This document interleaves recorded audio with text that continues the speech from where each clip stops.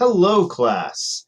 Today, we are going to do a little bit of homework review, and then we're going to talk about projectile motion, because I know that projectile motion exploration thing I gave you totally confused you. But before I do anything else, I need to make it so I can actually see my preview screen. All right, now I'm ready. All right, so page 63, number 35. This, I think, was the hardest problem from the homework, so we're going to do that first. And it reads, you're driving down the highway late one night at 20 meters per second when a deer steps onto the road, 35 meters in front of you. Your reaction time before stepping on the brakes is 0.50 seconds, and the maximum deceleration of your car is 10 meters per second squared. A, how much distance is between you and the deer when you come to a stop? And B, what is the maximum speed you could have and still not hit the deer? All right, let's ignore B for right now. Let's just focus on A.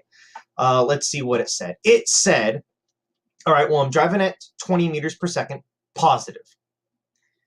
And I'm doing that for 0.50 seconds.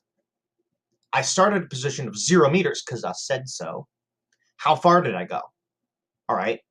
At that point, I then slam on the brakes, and I'm slowing down. Well, I know that I was starting at a speed of positive 20 meters per second, and I slowed down at a rate of negative 10 meters per second squared, coming to a final velocity of 0 meters per second. How far did I go? And of course, I don't want to know just how far I went before I braked. I don't want to know how far I went while braking. I want to know those two things together. So let's start with that first piece. So here's the equation that I'm going to use. I chose this equation because it's literally the only equation that has the things that I'm interested in. I know that the initial velocity is 20. I know that the time is 0.5. I know that my initial position is 0 because I said so. And I'm solving for my final position. This is the only equation that has those things in it. But wait, you might say, you don't know the acceleration, Mr. Saslow. Yes, I do. It's 0. I haven't hit the brakes yet. Therefore, I don't have an acceleration. I'm just cruising at positive 20 meters per second. So I can just go ahead and plug in some numbers. Oh, notice that I labeled the final position x1 to remind me that this is just the first segment of the problem. All right, so my acceleration is 0, so that entire last term goes away. X naught is also 0, so that goes away, leaving me really with x1 equals v naught x times time. So in this case, positive 20 times 0.5, which gives me a final position of positive 10 meters. So I go 10 meters before I hit the brakes. Think about that for a moment. Before you even got a chance to put your foot on the brake pedal, you went 10 meters. That's significant. All right, second section. All right, I now know that I was going 20 meters per second. I know I was slowing down at negative 10 meters per second squared. I know that I came to a stop, and I want to know my final position. And I now also know my x1, my position when I hit the brakes, because I just solved for it. It was 10. So I'm looking at this, but I'm trying to solve for x2. So the first thing I'm going to do is I'm going to subtract v1 x squared to the other side of the equation. Yay. Then I'm going to divide both sides by 2a. Then, finally, I'm going to add x1 to both sides, because all I really care about is x2. And as I just went over, I know everything else. So now I'm ready to start plugging in numbers. So a quick note, a lot of you are really annoyed having to solve everything algebraically first. Algebraically being what we just did, this stuff, that's solving it algebraically. Do it anyway. From now on, always solve your problem algebraically first.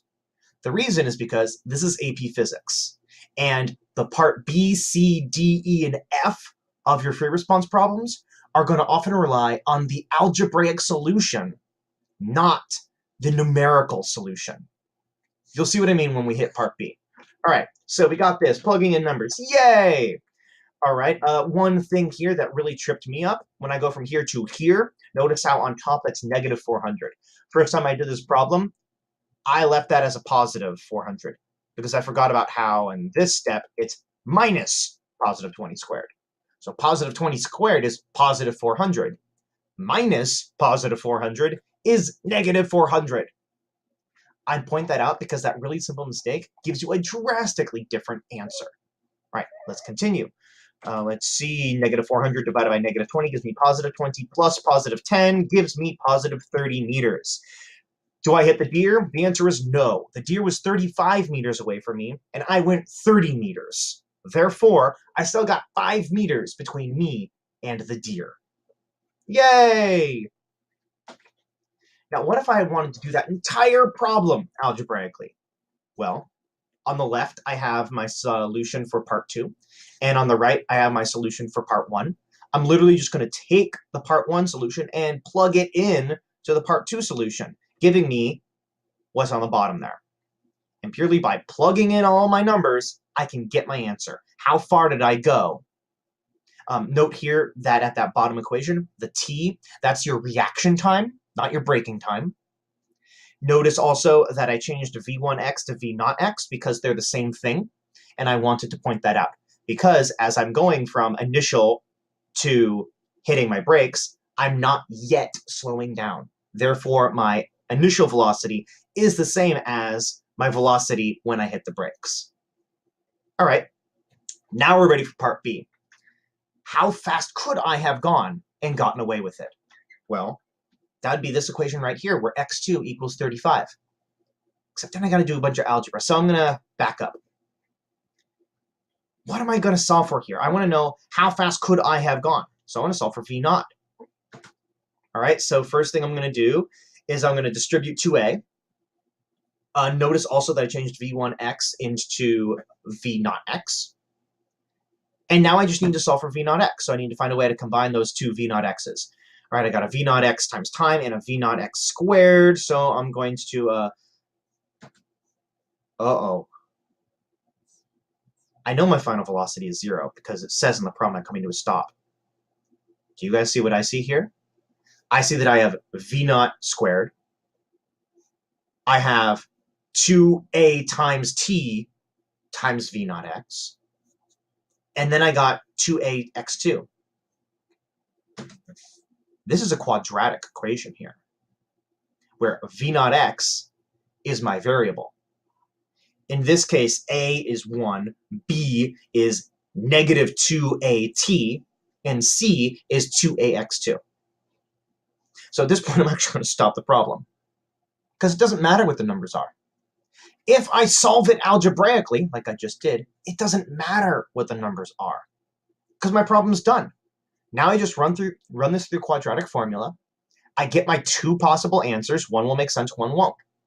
I take the numbers that the problem gives me, I plug those in last, get my two answers, and it'll be obvious now that they're numbers, which is right and which is wrong.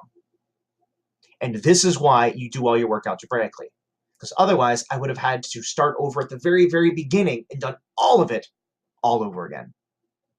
All right, that was almost 9 minutes on just one problem. I'm really sorry about that. But we are now ready to move on to talking about projectile motion, which is going to be in part 2 of today's video lecture.